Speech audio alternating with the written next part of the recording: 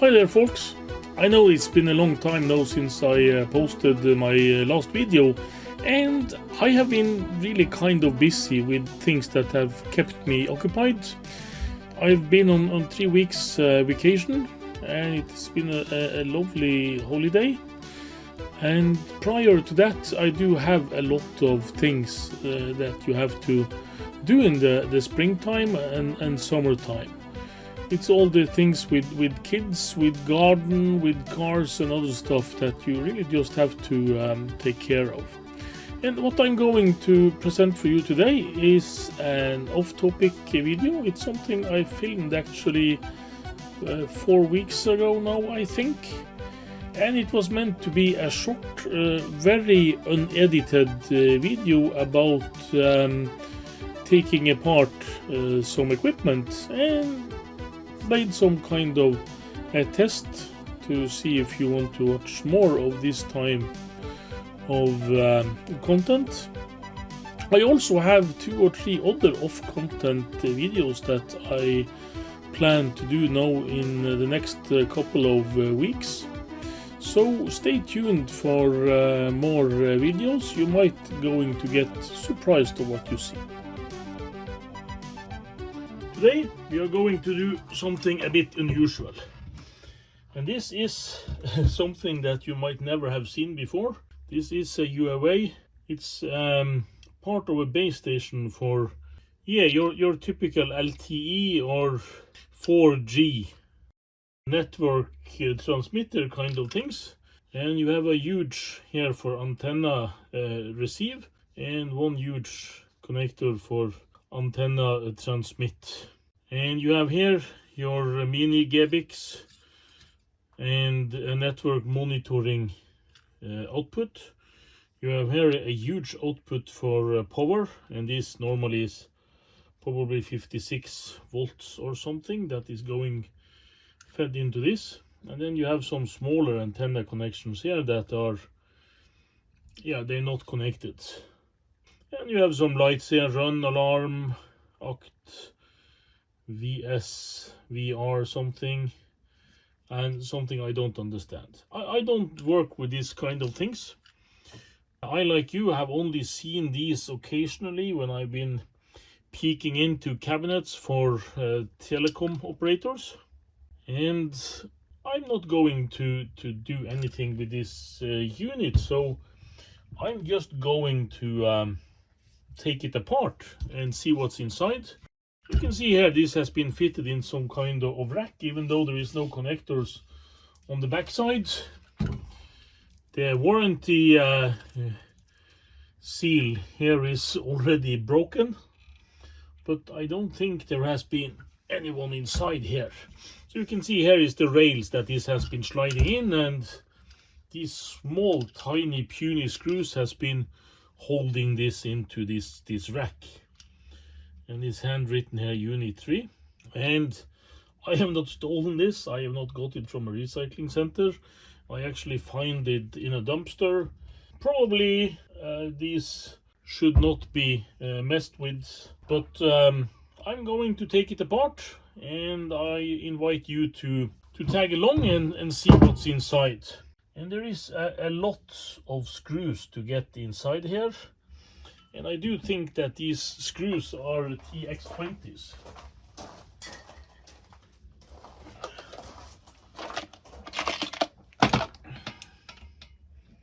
Yes, they are.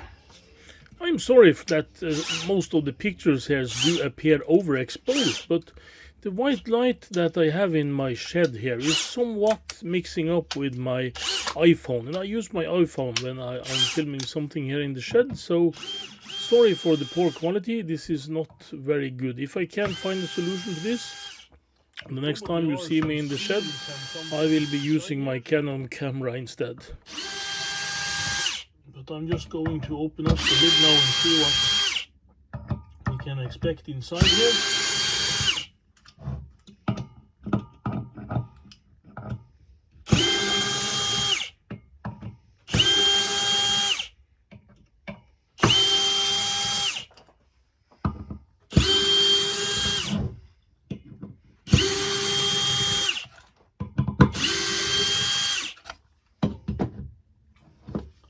think that was about every one of these.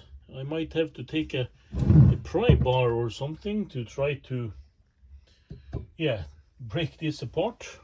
We don't have the heaviest tool chest in here, but I'm going to try to pry with this screwdriver. Maybe we have to loosen some of the screws on the front also. And this is a smaller variant. I don't know which one. That was too big.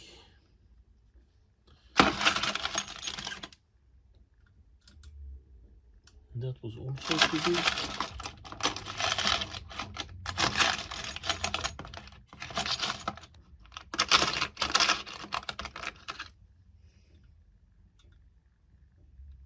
Wonder if that will fit.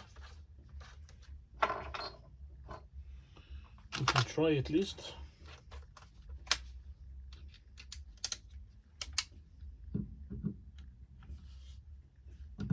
Yeah, and in case you are wondering, I am planning to show you every screw that I take out. I have not removed any of the work done with dismantling this thing, but I think it's, yeah, part of the experience, so I think it needs to be there.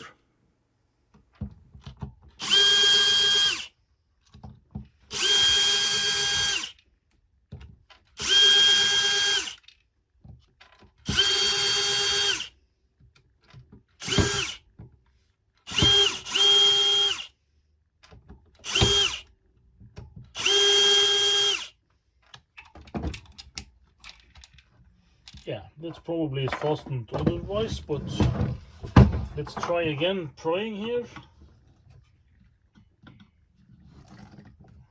I can hear there's some kind of packaging stuff that gives away, but we can loosen all the other screws too. Lots and lots of screws here. And we can take everyone from the other side too.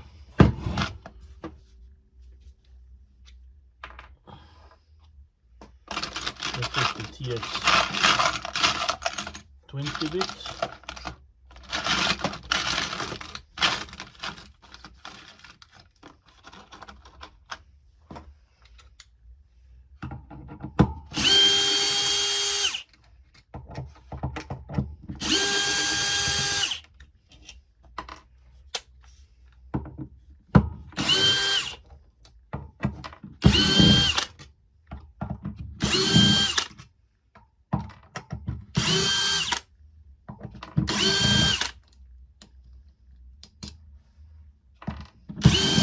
Yeah, the Chinese are really guarding their secrets, that's for sure.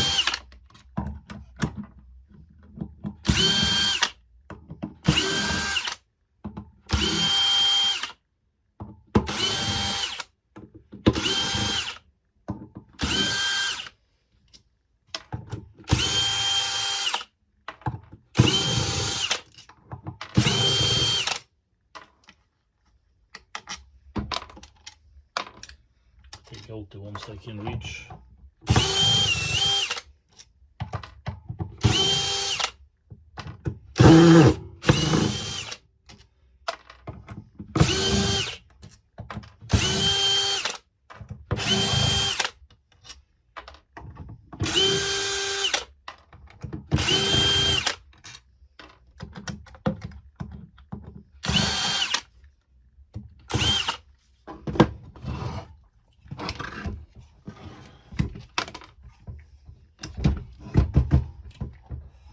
Yeah, it's just one stubborn guy left.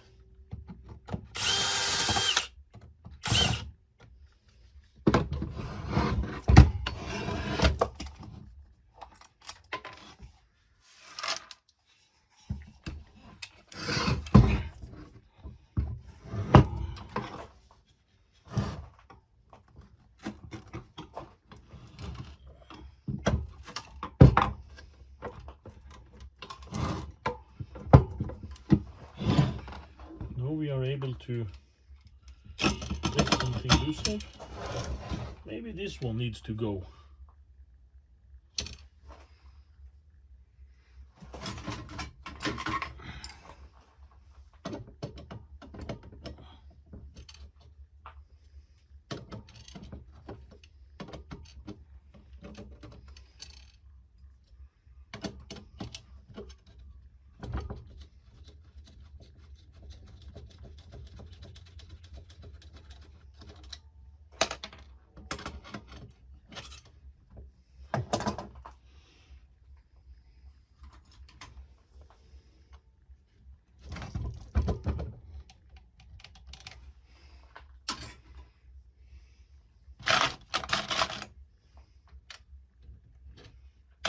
They're so small I can't get hold of them.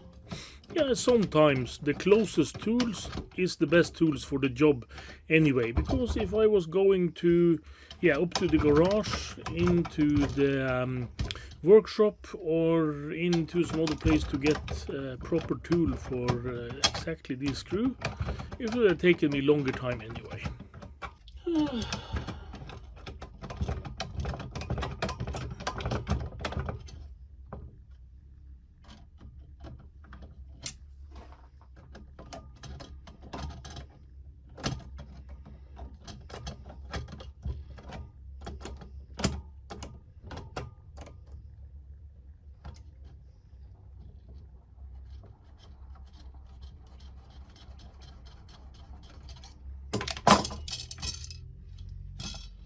Yes, that's better.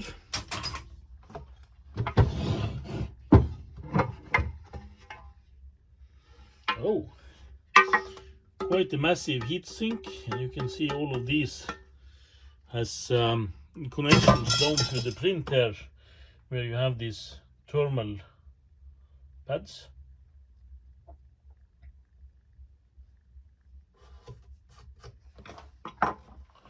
And you have some really high frequency stuff in here. And you have a lot of stuff, and you have some fair sized drossels here. This is the input stage for the power, and you have some fairly heavy stuff here, and you can see that this is well shielded between the different modules. And this is low frequency stuff, mostly. And of course, low frequency today's world, you do have, of course, high frequency, but this is DSPs, and this is Texas Instruments signal processors for megabyte flash or RAM chip. Yes, and lots of screws, and this times inside it's star mostly.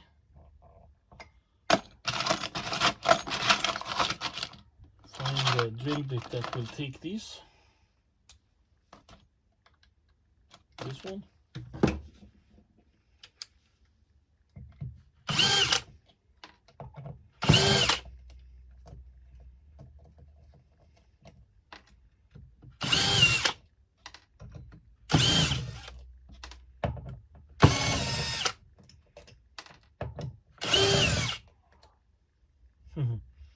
This is just some plexiglass leaders for the LEDs. So the LEDs are surface mounted here on this die. You have some multicolors here and some single colors, and they're just led through this.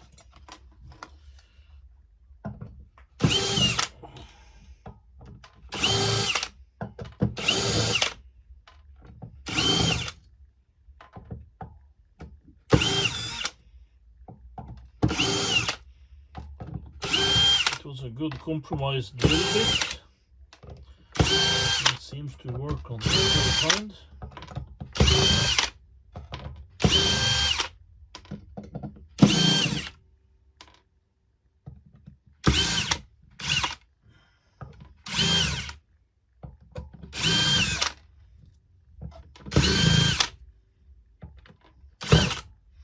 I was saying this was low frequency, but of course in the back here you have some serious switching stuff that is high frequency, and this prints here that is cut like this to have the exact right length of the PCB. So this is quite the stuff. But let's see, things are kind of falling apart here.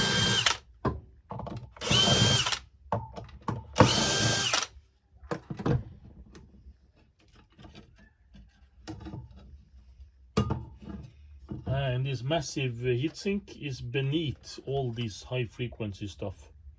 And you can see this ground plane on the back, quite the heavy stuff. And you can see this finely machined aluminium. I was thinking that this aluminium heatsink here was was loose, but I don't know why I thought that. And now you can see this top of the line stuff.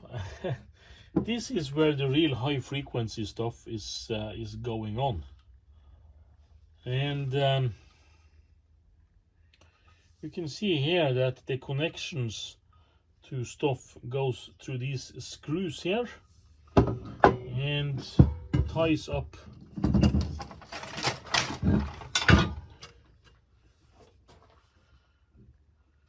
and this goes to these. So this is the connections that goes through these ones. And what else? You also have some connections here, yes. They are connected to the ground plane.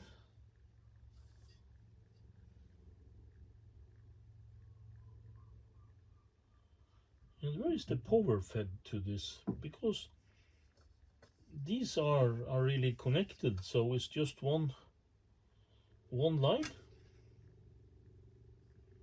That was a bit strange.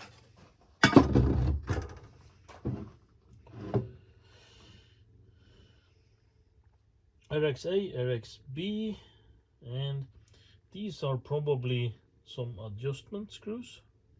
And you can see here all of these screws is small screws that I couldn't quite find the right driver for, so I was actually using a flat driver. Wonder if that fits on these. It does not, so I have to find another one that fits these ones.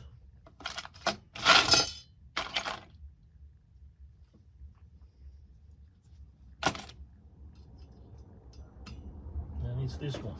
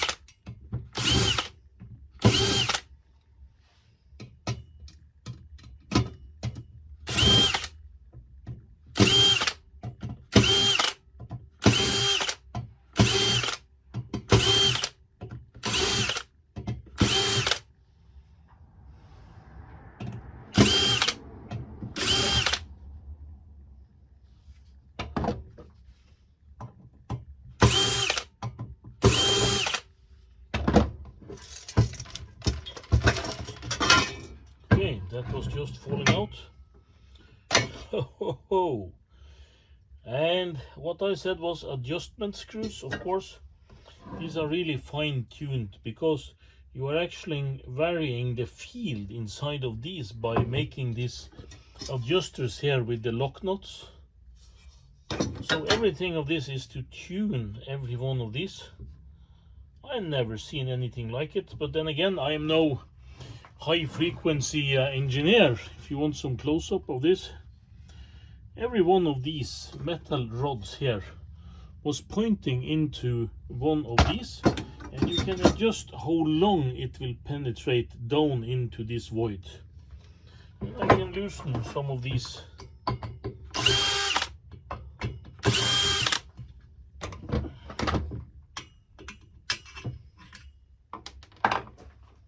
Just like a cup, like so, and the rods would be pointing down like so in these. And this is another bigger kind. It's actually, it seems like it is just 3 or 4 different kinds of these here. And then you have some serious switching here for these high power electronics. I'm not sure if this is possible to. This was another.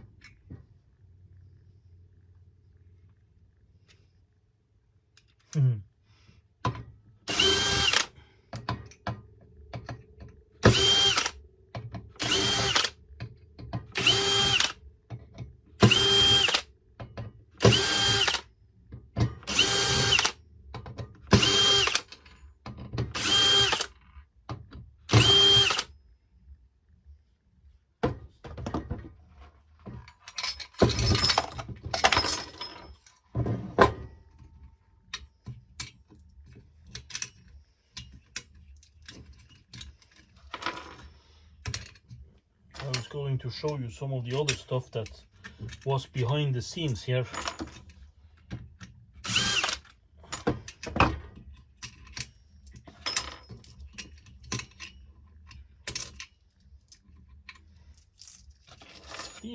This one I probably won't be able to, because my bit is too big to go through there, and I probably have a screwdriver somewhere that I can use to loosen it, but I don't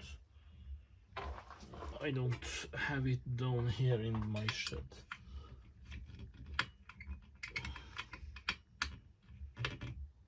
No.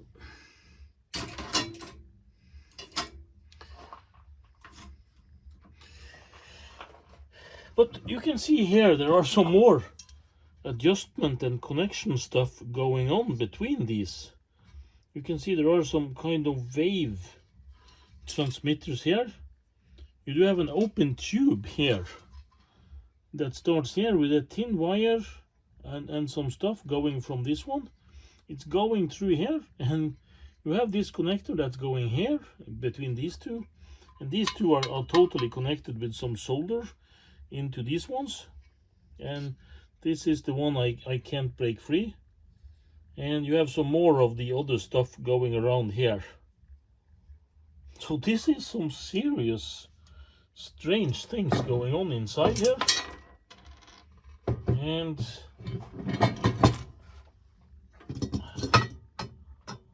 this actually, and this is massive aluminium. Of course you have this, and this is also a massive block of aluminium. And this heatsink here, you could probably use it to make some serious amplifier stuff. Me and my brother, we used to look out for good heatsinks for everyday use back in the day. And this actually is some heavy shit. This is yeah, about 2 kilos of aluminium, I would reckon, at least 1.5, 2 kilos. And then you have this bit, of course. This is much heavier. And you also have some more wires here, but until I get that one loose, and I do have a smaller bit for this, I don't get any further. But this is actually all there is to it. So just a short video showing you what's inside a mobile base station for 4G. And this stuff is actually now being yeah, changed out for stuff from Nokia Ericsson, I do think. And the reason for that is that this Huawei brand, they are not very popular in Europe anymore, because they are owned partly by the Chinese government, and they expect them to be eavesdropping on us from these boxes. And what do you reckon? Are there some Chinese spy chips on here?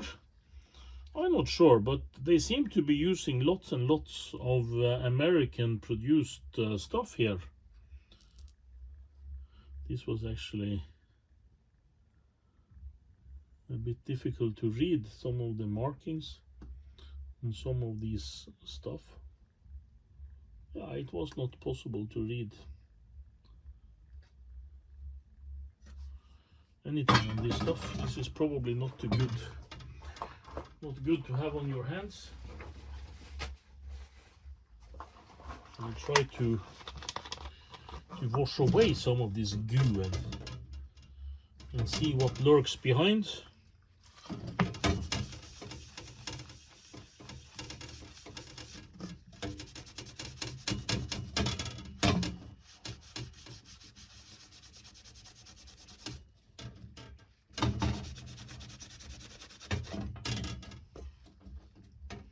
These probably are Huawei's own chips, because they was totally black.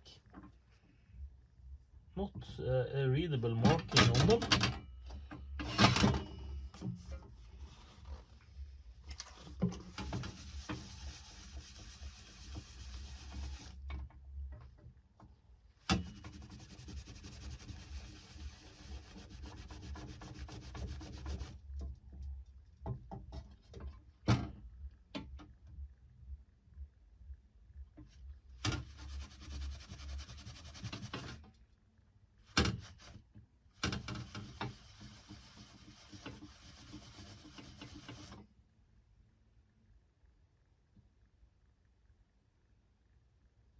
This actually does have some markings on it.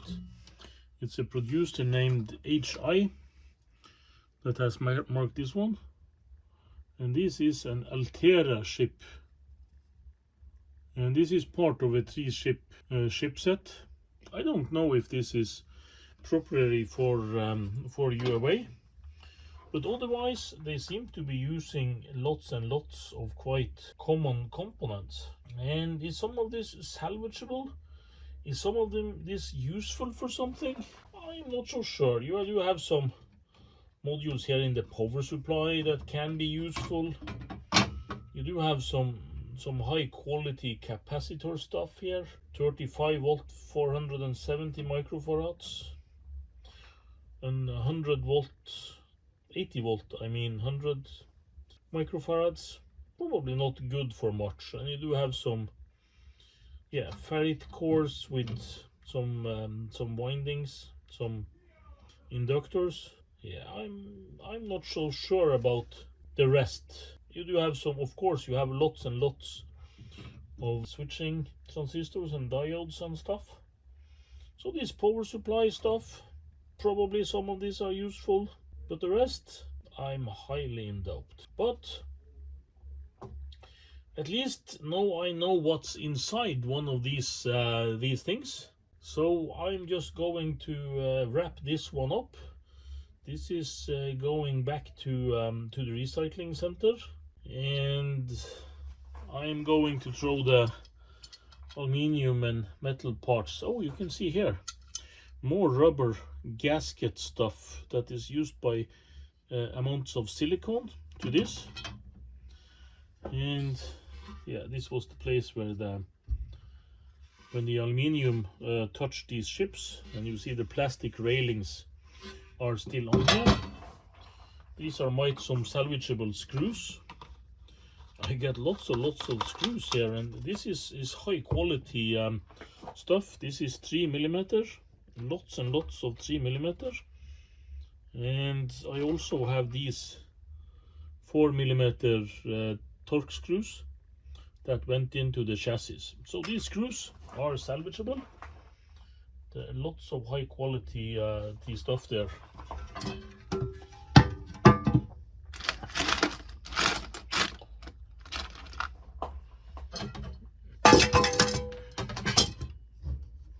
See this stuff from the ribbons. It was probably the last screws on here.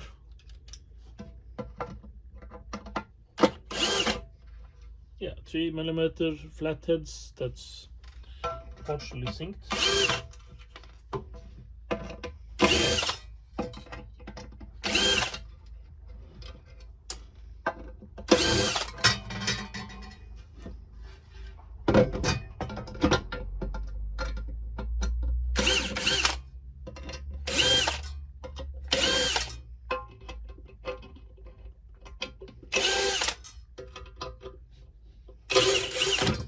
I don't know how it is where you live, but in Norway it's actually difficult to get high quality screws.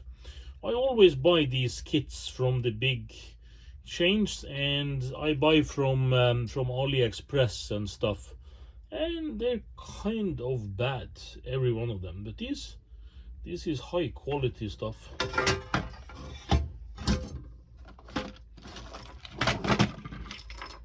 So, anything else that's useful? I don't think so. But fun stuff anyway. Yeah, and if you stayed here all to the end, you probably noticed that I a bit accurately speak of this as very high frequency stuff, and of course it is. This base station is also meant to work at kind of a broad frequency, but the main frequency that is used for the LTE systems in Norway is between 1800 to 2000 something megahertz. So it's the same kind of high frequency as you actually have in normal wireless equipment and Bluetooth and stuff. But what is special with this equipment is that it has much higher sensitivity.